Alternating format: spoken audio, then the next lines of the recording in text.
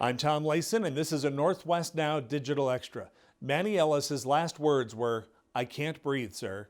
He died in Tacoma in March of 2020 while restrained by Tacoma police. The Ellis case was shrouded in secrecy for several months before it exploded with new cell phone videos and a long-delayed medical examiner's report. All last summer and into the fall, the community called for justice.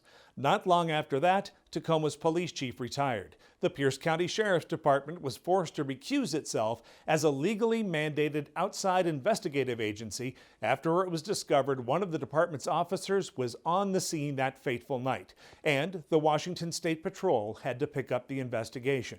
Now, months later, Washington State Attorney General Bob Ferguson is out with the decision about whether to prosecute. Northwest Now contributor Linda Byron has been covering this story for us, and she joins us now with the latest. Linda? Well, Tom, this really is unprecedented. This is Washington's George Floyd moment. The state attorney general has charged 3 police officers with felonies with using excessive force. 2 of the officers are charged with second-degree murder and first-degree manslaughter. Together, that could carry a life sentence. The 3rd officer is charged with manslaughter. The panel of 11 investigators basing their decision on the State Patrol investigation, this group of 9 lawyers and 2 retired judges rejected completely the police officer's argument that Manny Ellis was the aggressor and that he was exhibiting excited delirium, which is unusually violent behavior and superhuman strength. They rejected that based on cell phone videos and witness interviews that actually indicated that the police officers were more aggressive and that they used neck restraints, that they tased him repeatedly. And all of this while Manny Ellis was saying, "I can't breathe." You know, the family has been calling for these officers to be charged ever since the medical examiner ruled this a homicide. The ME saying that it was suffocation, basically, lack of oxygen that killed Manny Ellis. He had some underlying conditions such as heart disease, and he had methamphetamine in his system. Still, they ruled it a homicide. And the family now is hoping that this case is the start of new accountability when police go too far and kill someone. He was not in the wrong. They made him out to be a criminal, and the first thing I would like is an apology and to clear his name. I think that they deserve to be in prison for what they did. They committed a murder, and it's clear as day. You see the video, you hear the screams from the witnesses and from my brother, and there was clearly wrongdoing done. It shouldn't take for it to happen to you or someone close to you for you to stand up and demand change and to demand action and accountability for policing in America, that enough is enough. This has been going on for too long and it needs to stop.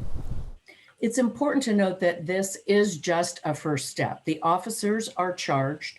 They have repeatedly said they did nothing wrong. The police union is standing behind them. And remember, this case still has to go to a jury. But the Attorney General did issue warrants for their arrest in announcing that decision. Meantime, the Ellis family is still grieving and says they will be forever haunted by Manny's last words, as Manny politely pleaded with police. Can't breathe, sir. Can't breathe. I think hearing the audio footage is the worst for me.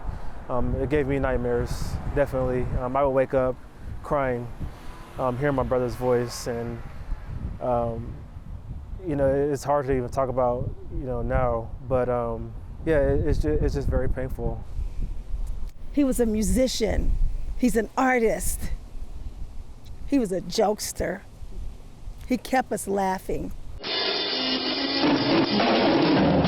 He had just left the place of worship, playing the drums, and was excited.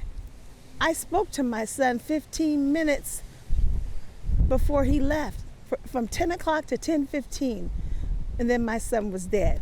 He was really, really nice, and respectful, so it didn't matter like who you were. He was going to figure out a way to have some type of like common ground with you so he could relate, and he made everyone feel like $1,000,000. Anyone that came into contact with him, they just loved him. His like personality was really infectious. So I'm angry. I would be less than a mother not to be. I don't have my son no more. I don't have him coming up to me, standing 6 feet tall, putting his arms around me, saying, "Madre, I love you, Mama. Mom, I love you." That's the last thing my son said to me.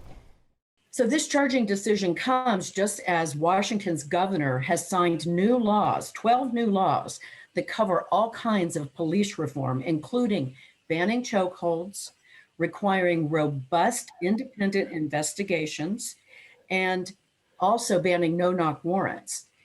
This is a new level in scrutiny in deadly force by police officers. And these new laws will also make it far easier to decertify a police officer if he or she crosses the line and uses unjustified force. Tom?